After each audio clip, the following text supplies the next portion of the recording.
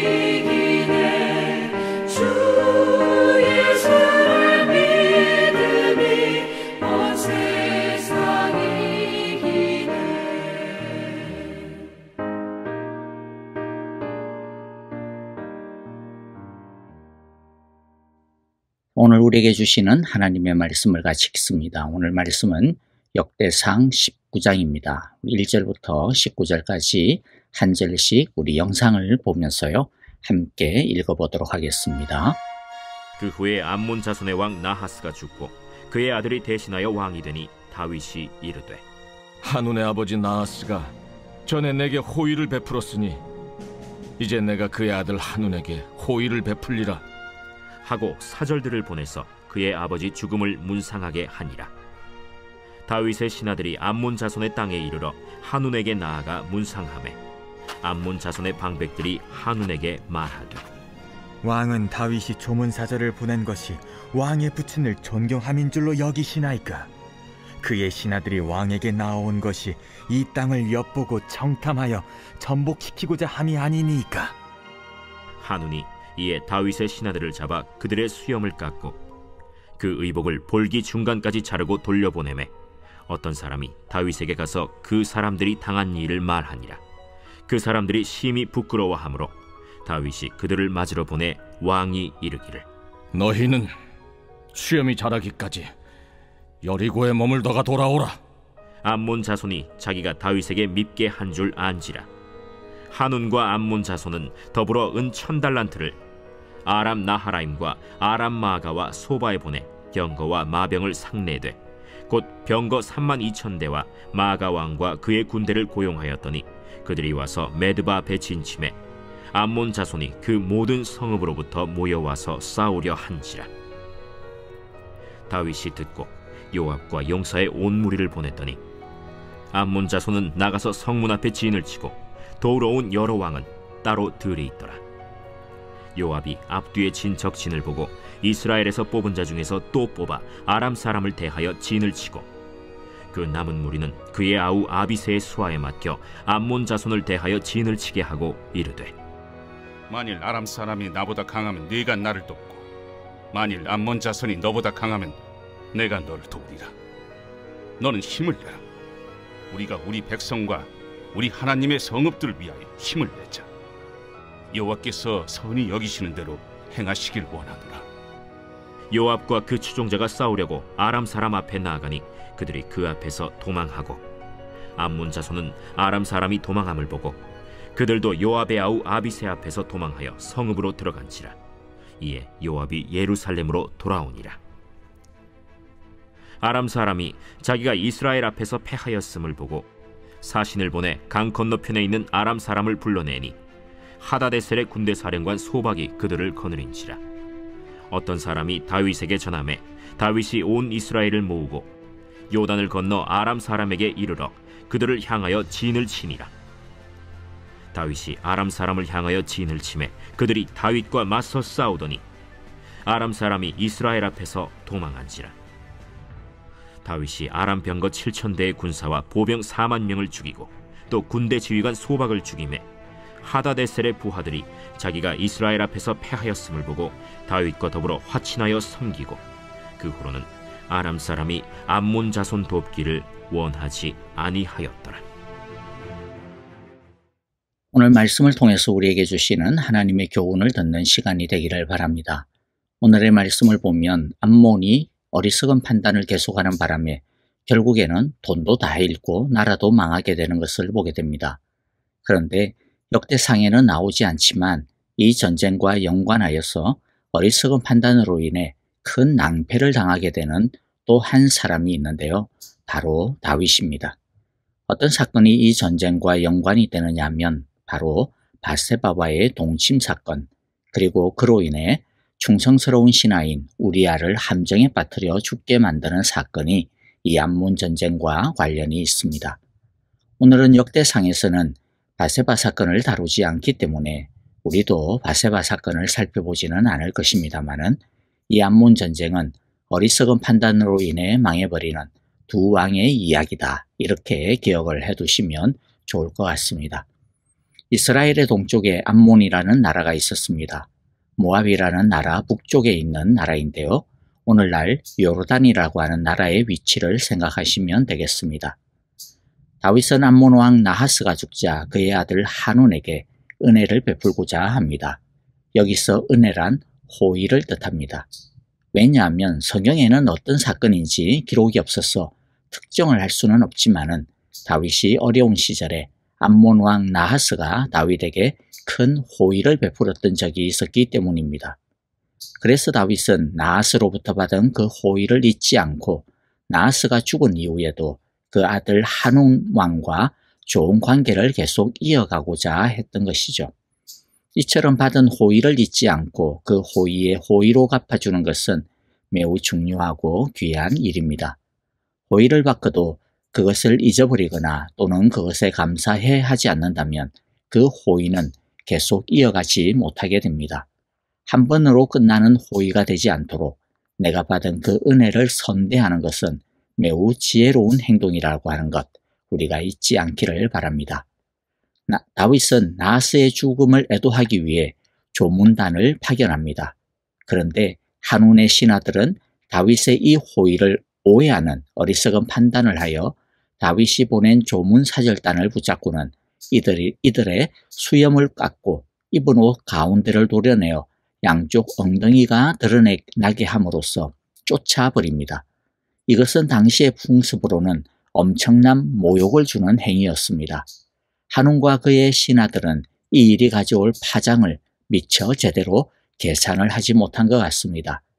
이들은 그저 다윗을 모욕 주자는 것에 눈이 어두워져서 그 일이 앞으로 가져올 파장을 전혀 계산을 하지 못하였습니다. 그냥 그때 자신들의 기분, 자신들의 통쾌함만을 생각하고 이런 엄청난 짓을 저지른 것이죠.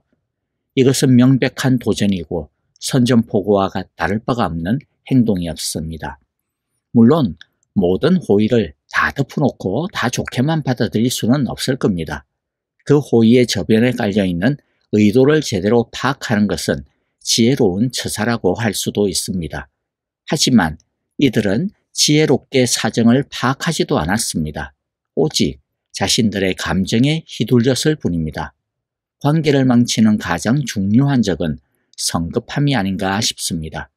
자기 기분만 생각하고 자기 기분만 따라서 판단하고 일을 저지르는 것은 가장 하수 중에 하수일 것입니다. 기분에 적자적으로 반응하기보다는 한 호흡 가다듬고 좌우를 한번 돌아보는 템포가 필요합니다. 옛말에도 참을 인자 3번이면 살인도 면한다 그런 말이 있지 않습니까? 자신의 기분과 감정에 성급하게 휘둘리지 않도록 조심하라 그런 뜻일 겁니다. 이것은 하나님과의 관계에도 적용이 될 수 있습니다. 하나님은 우리에게 늘 호의를 베풀어 주십니다. 그런데 우리가 그 은혜를 깊이 생각하지 않고 우리 기분대로 행동할 때가 얼마나 많습니까? 서운하다고 해서 은혜를 저버릴 때가 많고 우울하다고 해서 은혜를 등질 때가 많고 마음대로 되지 않는다고 해서 은혜를 잊어버릴 때도 있고 힘들다고 해서 은혜를 무시할 때도 많습니다. 기분 따라 감정 따라 휘둘리지 말고 문제에서 한 걸음 물러서서 하늘도 한번 쳐다보고 이때까지 지내온 과거들도 뒤로 한번 돌아보고 하나님의 은혜로 살아가는 주위 사람들도 한번 훑어보고 하나님의 말씀도 깊이 한 호흡 들여다볼 수 있기를 바랍니다. 그 한 걸음 물러서는 것이 한 템포 멈추어 하나님을 바라보는 것이 우리로 하여금 어리석은 판단으로부터 지켜줄 것입니다. 다시 말씀을 봅니다. 암몬왕 한운은 자신들이 무슨 짓을 했는지 뒤늦게 이 사태의 심각성을 깨달았습니다. 이들은 부랴부랴 전쟁을 준비합니다. 그러니까 이들은 사실 덮어놓고 일을 저질렀다라는 거죠. 이들은 전쟁을 위해서 엄청난 돈을 쏟아부어야 했습니다. 기분대로 저질러 놓은 똥을 치우는데 엄청난 대가를 치러야 했던 것이죠. 얼마나 미련하고 어리석습니까? 그런데 이들이 자신들의 잘못을 깨달은 것은 좋았는데요. 이들이 조금만 더 지혜로웠더라면 전쟁을 준비하기 전에 먼저 다윗에게 사죄의 사절단을 먼저 보내는 것이 훨씬 더 현명했을 것입니다. 물론 그런 모욕과 도발을 당하고 그냥 없던 일로 넘어가기는 절대로 어려울 것입니다. 그 도발에 대한 마땅한 배상을 책임져야 할 것입니다. 그런데 전쟁을 위해서 지금 이들은 엄청난 돈을 쏟아붓고 있지 않습니까? 그렇다면 그런 비용을 다윗과의 협상에 사용한다면 훨씬 더 비용이 적게 먹히지 않았을까 싶습니다. 그러나 한우는 여기서도 어리석은 판단을 하고 있습니다. 다윗에게 머리를 숙이고 자신의 잘못을 인정하기가 싫었던 거죠. 자존심을 굽히기가 싫었던 겁니다. 그런데 이놈의 참 자존심이라는 게 요물덩어리입니다. 물론 자존심이 아예 없으면 안 되겠죠. 그런데 건강한 자존심이어야 합니다. 그래서 우리는 편의상 건강한 자존심을 자존감 이렇게 또 많이들 부르죠. 건강한 자존심, 자존감의 특징은 자기 객관화를 하는데 아무런 어려움이 없다라는 겁니다. 즉 잘못한 것에 대해 인정하고 사과하고 용서를 구하는데 기분 나빠하지 않는 거죠. 자신의 약점과 부족한 부분이 무엇인지 어떤 것인지를 잘 알고 또 자신의 약점과 부족한 부분을 솔직하게 인정할 줄 아는 것. 그게 그 건강한 자존감을 가진 사람의 모습이죠. 한우는 자신이 저지른 일로 인해 지금 큰 어려움이 생겼다라는 것을 알았습니다. 그러나 자신의 성급한 판단과 잘못을 인정하지 않고 있습니다. 자신의 잘못을 솔직하게 용서를 구하고자 하는 용기도 없습니다. 그래서 자신의 오판을 듣기 위해 전쟁을 불사하고 있는 것이죠. 그 결과 자기도 망하고 자신의 나라도 망가지게 되었습니다. 하나님 앞에서나 사람들 앞에서 잘못을 시인하고 용서를 구할 줄 알아야겠습니다. 물론 사죄의 말 몇 마디로 우리의 잘못이 다 없던 것으로 되지 않는 것도 있을 겁니다. 진짜 잘못을 인정하고 용서를 구하는 태도는 자신의 행동에 책임을 지는 것이죠. 하나님께서는 우리가 우리의 죄를 자복하고 회개하면 다 용서하시고 다시는 그 죄를 기억조차 하지 않으신다 하십니다. 그러나 그렇다고 해서 그 죄가 싸질러 놓은 오물까지 순식간에 없으시는 것은 아니죠. 하나님은 분명히 모든 것을 다 용서하셨지만 우리는 그 죄의 오물을 치워야 하는, 감당해야 하는 책임을 져야 할 때가 많을 겁니다. 그런데 우리가 죄값을 치르는 그때에도 하나님은 우리를 용서하고 계신다는 겁니다. 그리고 그 책임을 제대로 지기 시작을 하면 그때부터 하나님은 회복의 역사를 시작해 주실 겁니다. 그리고 또 뿐만 아니라 분명히 새롭게 완성해 주신다라고 하는 것을 우리 모두가 믿기를 바랍니다. 다시 말씀을 봅니다. 전쟁이 시작이 되었습니다. 암몬이 돈을 주고 사온 용병들의 숫자가 만만찮았습니다.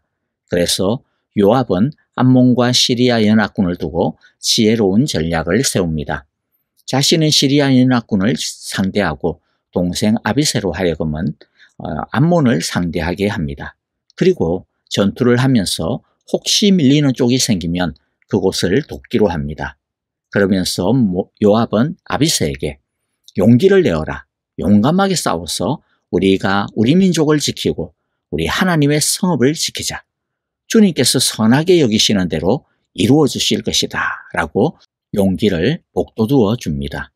그리고 이들은 믿음으로 하나가 되어 적진으로 담대히 나아갑니다. 하나님을 의지하는 믿음의 용기를 가지고 돌진하는 이들 앞에서 월등히 숫자가 많은 시리아와 암몬 연합군은 도망칩니다. 패퇴한 시리아군은 자신들의 패배를 인정하지 못하고 본진에 남아있던 군대를 다시 동원시키지만 이번에는 다윗 왕이 직접 출정하여 그 지원군을 격퇴시킵니다. 이로써 시리아는 이 전쟁에서 완전히 발을 빼버리고 철수하게 됩니다. 병력의 수나 군사력은 암몬과 시리아 연합군이 월등하게 우세했습니다. 그러나 하나님을 신뢰하는 믿음의 용기가 있다면 아무리 강한 적이라도 이길 수 있습니다. 중요한 것은 두려워하지 아니하는 믿음의 용기입니다. 우리가 하나님을 의지하고 신뢰하면 하나님은 우리에게 이 믿음의 용기를 주십니다. 하나님보다 더 센 적은 없습니다. 아무리 문제가 크고 어려워도 하나님보다 크지 않다라고 하는 것을 우리 모두가 기억하기를 바랍니다. 그러므로 바라기는 우리 앞에 놓여 있는 문제와 어려움의 크기에 주눅들지 마시고 하나님을 의지함으로 하나님이 주시는 용기를 우리 모두가 가지기를 원합니다. 그리하여 하나님께서 주시는 그 믿음의 용기로 담대하게 일어나 담대하게 나아가 싸워 하나님께서 이기게 해주시는 승리를 우리 모두 늘 얻을 수 있게 되시기를 간절히 기도하고 축복합니다. 아멘. 자, 오늘 우리에게 주신 귀한 말씀들 마음 가운데 새기면서요. 우리 주님께서 주시는 그 음성을 따라 함께 기도하도록 하겠습니다. 교회를 위하여 기도합니다. 형제자매들을 위하여 기도합니다. 주여 우리 교회가 지혜로운 교회가 되게 하시고 믿음의 용기를 갖고 날마다 믿음으로 싸워 이기는 우리 온 성도들 되게 하소서 기도해 주시고요. 또 아프신 분들 위하여서 기도할 때 우리 최정년 자매님, 지수영 집사님을 위해서 기도해 주시고, 특별히 참으로 힘든 항암 치료, 방사선 치료받고 있는 우리 이희경 집사님을 위하여서도 주여 당신의 믿음으로 이기게 하소서라고 기도해 주시기를 바랍니다. 그리고 슬픔을 당한 우리 이경환 권사님과 그 가족들 믿음의 용기로 하나님께서 주시는 참된 지혜로 이기게 하시고 주만 보게 하소서, 우리 그렇게 기도해 주시고요. 선교사님들을 위하여서도 그 모든 상황 가운데서 주께서 부흥케 하시는 성령의 역사가 넘치게 하소서, 우리 함께 찬양하며 기도하겠습니다.